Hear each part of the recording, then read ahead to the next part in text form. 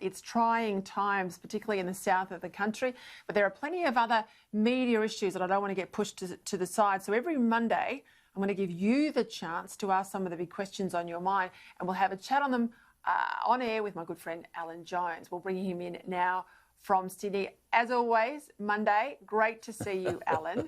Thank you, Peter. We'll get to these non-COVID questions, but you're a bloke that grew up in the country like me. I have to get your reaction on this comment from Victorian Liberal MP Richard Reardon a little earlier today. I understand that you believe that there needs to be greater federal intervention in Victoria generally. Is that fair? Oh, absolutely. Here in regional Victoria, look, I'm getting exasperated, as are my constituents. Again, late yesterday in the press, Daniel Andrews is reminding everybody that it's only taking 48 hours, maybe a bit longer, an average of 2 days to get results. I've just got so much evidence that it's 6, 7, 8, 9 days to get a result. Quite frankly, Andrew, I think it's at the point that Daniel Andrews and the Victorian Health Department are going to have to set aside and perhaps call the feds in to help out, because it seems that the rest of Australia has its act together, but here in Victoria, we're sadly lacking.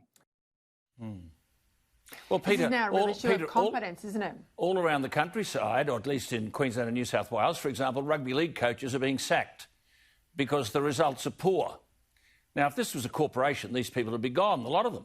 The cabinet, the leader, the lot.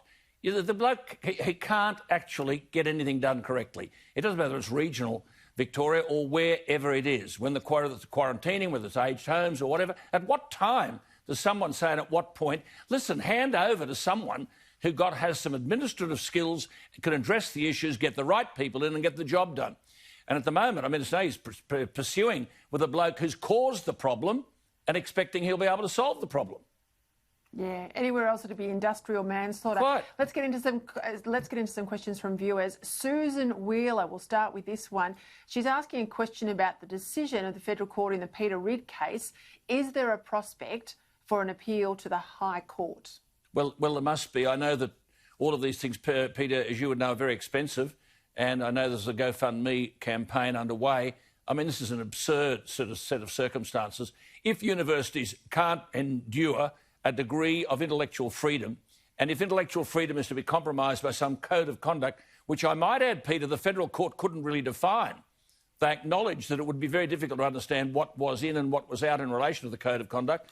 This all happened on my program here a couple of years ago when Peter Ridd criticised the science in James Cook University in relation to the Great Barrier Reef. He basically said, I don't believe the Great Barrier Reef is dying. I think the science is flawed. So James Cook University wasn't prepared to accommodate a differing viewpoint. And as a result, at the end of the day, the bloke is sacked. Immediately, he immediately appealed that sacking and was successful. And now the full federal court have said by a majority decision, no, we're going with the code of conduct, which they couldn't really define, of James Cook University, and that was their entitlement to deny this man intellectual freedom. Now, if universities can't endure robust debate and tolerate differing points of view, they may as well be closed down. In a related question, Terry Farrell wants to know, why was nothing done to investigate the $444 million given by Malcolm Turnbull to the Great Barrier Reef Foundation without any funding application? There was a Senate inquiry, and if I remember the findings, it argued that there wasn't due and proper process. So why on earth has the money gone out the back door? Well, could you ask that question about the submarine deal as well? And absurd. You're absolutely right. The foundation didn't even apply for money. They had a board of about 6 and a budget of about 40 million, I think, and suddenly have $400 million tipped in their lap by Malcolm Turnbull because one of his mates, I think, was involved, or was part of the whole schmozzle. But, I mean, these are things that Scott Morrison's just got to do something about. I mean, the submarine deal's got to be ripped up and start again. This thing's got to be ripped up and start again.